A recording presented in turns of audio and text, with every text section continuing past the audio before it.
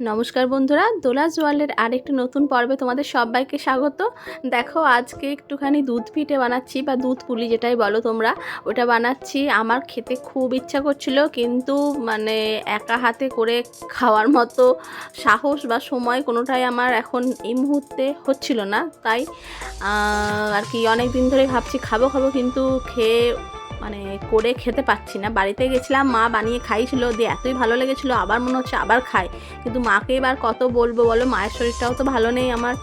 তো যাই হোক, সেই জন্য ভাবলাম যে না, আমি যা হোক করে নিজে ট্রাই করেই ফেলি। তো আমি প্রথমবার বানাচ্ছি, কিন্তু যথেষ্ট ভালো হয়েছে, খারাপ কিন্তু হয়নি, জানো তো।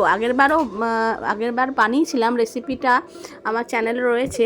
তবে সেই সময় মাই সবথেকে বেশি হেল্প করেছিল, আর মায়ের দেখেই আর কি বানিয়েছিলাম। তো এবার আমি সম্পূর্ণ একা হাতে বানিয়েছি, একা নিজে। তো খুব ভালোই হয়েছিল রেসিপিটা। তো তোমাদের জানাই, এটা তো নতুনভাবে কিছু বলার নেই। এই যে চালের গুঁড়ো, এটাকে একটু জল দিয়ে একটু সামান্য একটু নুন দিয়ে লবণ দিয়ে মেখে নিয়েছিলাম একটুখানি, দিয়ে এটা ঈষৎ উষ্ণ গরম জল দিয়েও মাখা যায়। মাখার পরে আর এই ক্ষীর বা এইসব বানানোর সময় তো আমার একদমই নেই, তাই বাজার থেকে এই মাখা সন্দেশ হয়, সেইগুলো কিনে নিয়ে এসেছি আর কি। তো এইটা দিয়েই পিঠেগুলো বানাচ্ছি। আর এই দুধ পুলিটা অনেকে ছোট ছোট করে সাইজটা, তো খেতেও ভালো লাগে, দেখতেও ভালো লাগে, কিন্তু আমার অত সময় নেই বলে বেশ বড় বড় করেই বানিয়ে করে ফেললাম আর কি। আর একটু মানে ছোট ছোট করে বানিয়ে করতে গেলে তো টাইমও বেশি লাগবে, খাটনিও বেশি, আর সময়ও নেই আমার হাতে। তো দুধটা প্রথমেই জালে বসিয়ে দিয়েছি, দেখো দুধ ঘন হয়ে গেছে মোটামুটি। আর এদিক থেকে সন্দেশের পুর ভরে ভরে আমার পিঠেও প্রায় কমপ্লিট, মানেই বলে যাচ্ছি প্রায় কমপ্লিট। পিঠে বানানো প্রায় কমপ্লিট। এবার শুধু এই গরম ফুটন্ত দুধে ফেলবো, আর সেদ্ধ হয়ে গেলেই রেডি। হ্যাঁ, আর গুড় বা চিনি যে কোনো যেটা ভালোবাসো সেটা অ্যাড করবে। আমি এখানে অল্প চিনিও দিয়েছি, আর কিছুটা খেজুরের গুড় দিয়েছি, তাতে ফ্লেভারটা ভালো হবে। আর তোমার পিঠে বানানো বলেই আমি একের পর এক দেখাচ্ছি, তার কারণ হচ্ছে যেহেতু বানানোগুলো কিন্তু খারাপ হচ্ছে না, বলো, ভালোই হচ্ছে। তো আমি ওই জন্য পিঠে বানানো দেখিয়ে নিচ্ছি। এই কটা পিঠে হয়েছে আমার, এটাই দুদিন ধরে খাবো একটু একটু করে। তো যাই হোক, দেখো দুধ আমার ফুটেও ঘন হয়ে গেছে। এরপরে দুধের মধ্যে পিঠেগুলো দিয়ে দেবো। তার আগে হ্যাঁ, একটু তেজপাতা অ্যাড করছি একটু ফ্লেভারের জন্য।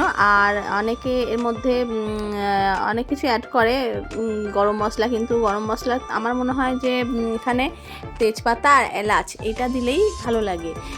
আর এলাচটাকে একটু থেঁতো করে দিলে তার ফ্লেভারটা ভালো বেরোয়। তো তার জন্য আমি এলাচটাকে একটুখানি থেঁতো করে নেব। আর এখানে এই মুহূর্তে হামালদিস্তা এই যে এটা পেয়েছি, কিন্তু ওই যেটার ভেতরে থেতো করে সেই জিনিসটা আমার কাছে এই মুহূর্তে কোথায় ঢুকে গেছে আর খুঁজে পাচ্ছি না। ছিল তো বটেই, কিন্তু এখন পাচ্ছি না। তো যাই হোক, ওই হাতে করে ওই লাঠিটা করে ঠুকে নিয়ে তারপরেই দিয়ে দিলাম এখানে দুধের মধ্যে। তাতে ফ্লেভারটা এখন এই অবস্থায় দিলে ফুটবে তো দুধটা, ভালো হবে ফ্লেভারটা, খেতেও ভালো লাগবে। তো দিয়ে দিয়েছি। এরপর এক এক করে পিঠেগুলো দিয়ে দিচ্ছি। আর মোটামুটি 10-15 মিনিটের মধ্যে এটা রেডি হয়ে যায়। শুধুমাত্র ওই যা তোমার ওই পুর ভরে পিঠাটা বানাতেই যে সময়টা লাগে, তাছাড়া আর বেশি সময়ও লাগে না। তাই ভাবলাম যে চটজলদি যেটা হবে সেটাই বানিয়ে খাই, আর খেতেও ভালো লাগে। তো এটাই বানিয়ে ফেলছি আর কি। দেখো, সর পড়েছে খুব সুন্দর মোটা হয়ে। আর আস্তে প্রথমের দিকে নাড়ালে হবে না, তাতে পিঠেগুলো ভেঙে যাবে। অনেকটা সেদ্ধ হয়ে যাবার পর এটাকে ভালোভাবে হালকা হাতে নাড়িয়ে নিতে হবে। দেখতে কিন্তু খুব সুন্দর হয়েছে দেখো, আর খেতে কিন্তু এর থেকেও ভালো হয়েছে। যেটা দেখতে ভালো হয়েছে তার থেকেও ভালো হয়েছে খেতে কিন্তু। আর আমার সোনা এই যে ভিডিও এডিটিং করতে দেবে না, করছে। ও না, এখন দেওয়া যাবে না সোনা, এইখানে আমি পিঠের বানাচ্ছি, তার কথা বলছি না সোনা। এখানে তোমাকে কিছু বলা যাবে না এখন, বুঝলে। তোমাকে এখন কিছু দিতে পারবো না ফোনটা, তুমি এখন চুপ করে বসো। আর দেখো, এদিকে আচ্ছা ঠিক আছে দেবো। এদিকে খেজুর গুড় একটু মিশিয়ে দিলাম, আর গ্যাসের ফ্লেমটা বন্ধ করে দিয়েছিলাম। তারপরে মেশাচ্ছি, তার কারণ না হলে অনেক সময় ফেটে যেতে পারে দুধটা। তো তার জন্য ফ্লেমটা বন্ধ করার পরে এটা মেশাচ্ছি গুড়টা। আর এই শীতের দিনে সন্ধেবেলার দিকে এই গরম গরম পিঠে হলে কি ভালো লাগে খেতে বলো। সবাই ভালোবাসে, কিন্তু ওই করে খেতে হবে বলে বানাতে পারছিলাম না। তো যাই হোক, বানিয়েই ফেললাম শেষ পর্যন্ত। আর খেতে দারুণ টেস্টি হয়েছিল, আমার বড় বলেছে খেয়ে খুব ভালো হয়েছে। তো যাই হোক, রেসিপিটা তোমরা তো পুরোটাই দেখলে, আর তোমরাও এইভাবেই নিশ্চয়ই বানাও। না তোমরা কিভাবে বানাও, অন্য কোনোভাবে যদি তোমরা বানাও সেই পদ্ধতিটা আমার সঙ্গে শেয়ার করো, যদি সম্ভব হয় আমিও সেরকমভাবে ট্রাই করব। তো যাই হোক, রেসিপিটা ভালো লাগলে অবশ্যই তোমরা লাইক শেয়ার কমেন্ট করো, আর আমার চ্যানেলটাকে সাবস্ক্রাইব করে নিও বন্ধুরা।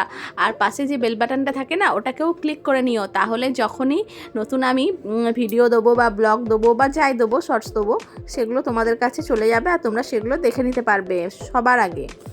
তো যাই হোক, রেসিপিটা ভালো লাগলে অবশ্যই একটা লাইক করে দিও, আর হ্যাঁ, আমার চ্যানেলটাকে সাবস্ক্রাইব করে আমার নতুন বন্ধু হয়েও। টাটা।